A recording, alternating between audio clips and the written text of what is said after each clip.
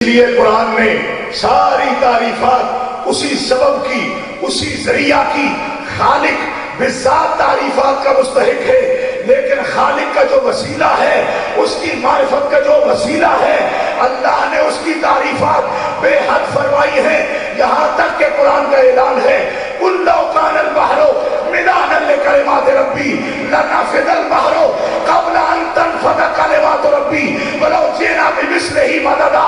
فرمایا اللہ کے کلمات اگر سمندر سیاہی بن جائیں اور ان سے کلمات ربانی لکھے جائیں تو سمندروں کی سیاہی ختم ہو جائے گی، لیکن اللہ کے کلمات ختم نہیں ہوں گے۔ مفسرین فرماتے ہیں اگر کلمات سے قرآن کے کلمے مراد ہیں تو پھر سمندر کی تو بڑی سیاہی ہے، چند کلو سیاہی سے بھی قرآن کے کلمات لکھے جا سکتے ہیں۔ سمندروں کی سیاہی ختم ہو جائے، لنفد البحر قبل ان تنفد کلمات ربی، تو وہ کلمے ختم نہ ہو، سمندر کی سیاہی ختم ہو جائے۔ قابل غور مقام اہل سنت وہ کلمات کیا ہے؟ تو مفسرین فرماتے ہیں کلمات صرف حرفوں سے نہیں بنتے، رب نے کلمات ذوات قدسیہ کو بھی بنایا، رب نے کلمات اپنے بندوں کو بھی بنایا، جیسا کہ قرآن نے کہا اذ قالت الملائکۃ یا مریم ان اللہ یبشرک بکلمۃ منہ اسمہ المسیح۔ عیسیٰ ابن مریم رب کا کلمہ ہے، اور مفسرین فرماتے ہیں سب نبی کو، سب انبیاء کو، سب صدیقین کو رب نے اپنا کلمہ قرار دیا ہے، لیکن کلمۃ اللہ العلیٰ رب کا سب سے بڑا کلمہ جناب محمد رسول اللہ کی ذات گرامی ہے۔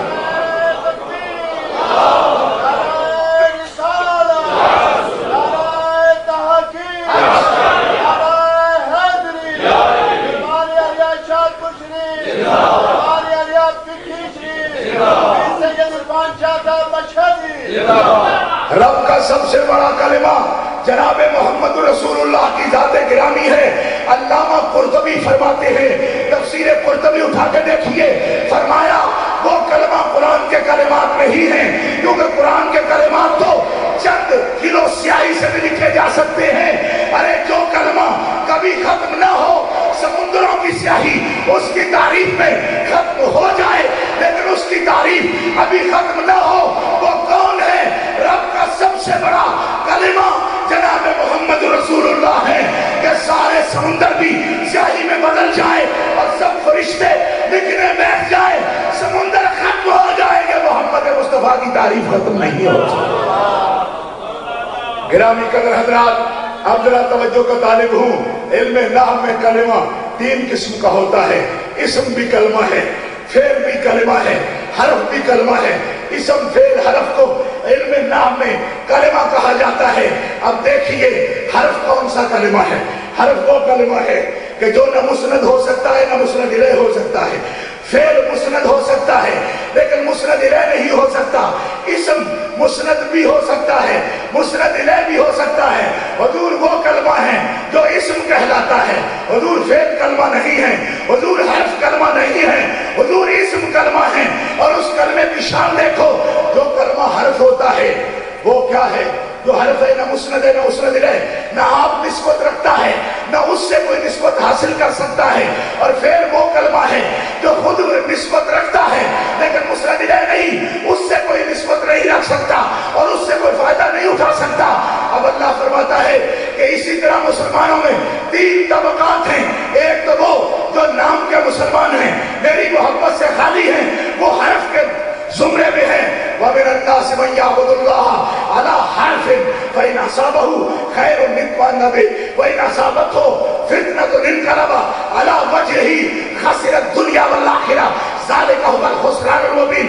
کچھ لوگ مجھے پوچھتے ہیں لیکن حرف بن کر ایک کنارے پہ کھڑے ہو کر میری محبت کے سمندر میں وہ اترتے نہیں، ایک کنارے پہ کھڑے ہیں، اگر خیر ہو گئی تو مطمئن ہو گئے، اگر امتحان آ گیا تو پیچھے پلٹ گئے۔ کچھ وہ ہیں جو معرفت کے سمندر میں اترے ضرور ہیں لیکن خود پیا پر اتنا نہیں ملا کہ دوسروں کو پلا سکیں، لیکن کچھ میرے نبی ولی اسم کی شان والے ہیں اور ان کا امام محمد ہے کہ جو مجھ سے لیتا ہے وہ مسند ہے اور مسند الیہ ہے کہ مجھ سے لے کر ساری کائنات میں تقسیم فرماتا ہے۔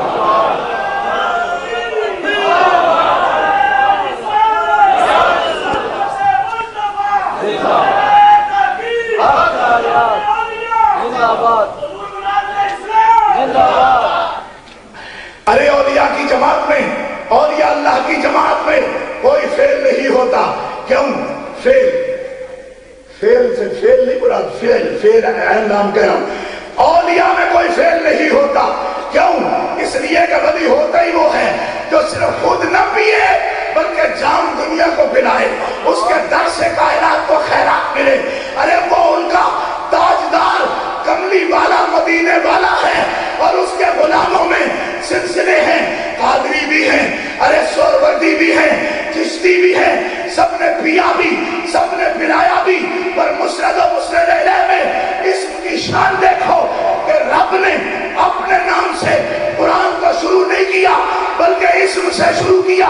معلوم ہوا کہ رب نے کہا میں بے غائب، میں بے چور و بے چھگو، میں مطلق ذات اپنے نام سے شروع کروں تو دنیا کیسے پہچانے گی؟ اس کے نام سے شروع کروں گا جو میری علامت ہے، میرا محمد بھی میری علامت ہے، میرے ولی بھی میری علامت ہے۔ تبھی فرمایا میری علامتوں کی جو عزت کرے گا میں اسے بھی ولی بناؤں گا۔ ارے ولیوں کے اپنے اپنے رنگ ہیں، پر خواجہ خواجہ حضور کے تتبع میں، اتباع میں یہ رنگ رکھتے ہیں۔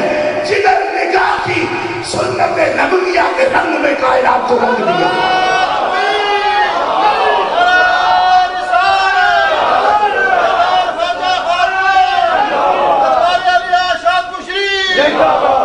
ارے یہ وہ میں ہے اور یہ وہ میں خانہ ہے کہ نہ صرف خود پی خود مست ہوئے بلکہ ذکر الہ سے، محبت مصطفیٰ سے، اتباع شریعت کے رنگ سے خود کو بھی رنگا، اور جدھر نگاہ کی دشت و جبل میں محمد کا رنگ ہے خدا کا نام آباد کرنا۔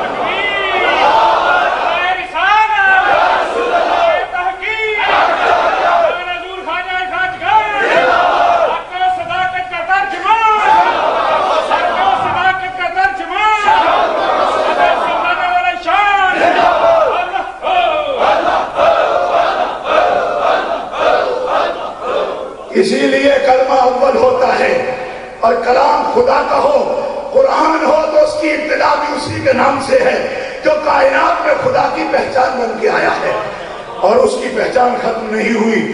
وہ قبر میں تشریف فرما ہو تب بھی ان کے نور کا منبع جاری ہے، اور جن کا سینہ خواجہ خواجگاہ ہیں، خواجہ خواجگاہ جیسے لوگ اپنے سینے میں محمدی انوار کو جذب کرتے ہیں اور اپنے سینے میں جمع کر کے پھر اس نور کو سراج منیر کی روشنی میں پوری کائنات میں عام کرتے ہیں، اسے نور اسلام بھی کہتے ہیں، نور محبت بھی کہتے ہیں، نور ذات بھی کہتے ہیں، نور عشق بھی کہتے ہیں، اور جب وہ مجسم ہو جائے تو اسے خواجہ خواجگان کا آئیے گرامی قدر حضرات، ایک مسئلہ عرض کرتا ہوں۔ ابھی دوستوں نے کہا کہ لوگوں نے کہا نعرہ تحقیق نہیں لگانا چاہیے۔ ارے نعرہ تحقیق حضور کے سینہ اقدس سے پہلا نور جس کے سینے پہ چمکا وہ ابو بکر صدیق، کہیے نا سبحان اللہ۔ حضور کا سینہ رب کے نور سے منور ہے، اور حضور سے سب سے پہلا جس سینہ منور ہوا وہ ابو بکر صدیق کا ہے۔ زور سے آواز آنی چاہیے۔ حضور ذات الہ کا مظہر اول ہے، حضور ذات الہ کا مظہر اول ہے، صدیق ذات مصطفیٰ کا مظہر اول ہے۔ تو اول کا سلسلہ بھی اول ہوتا ہے۔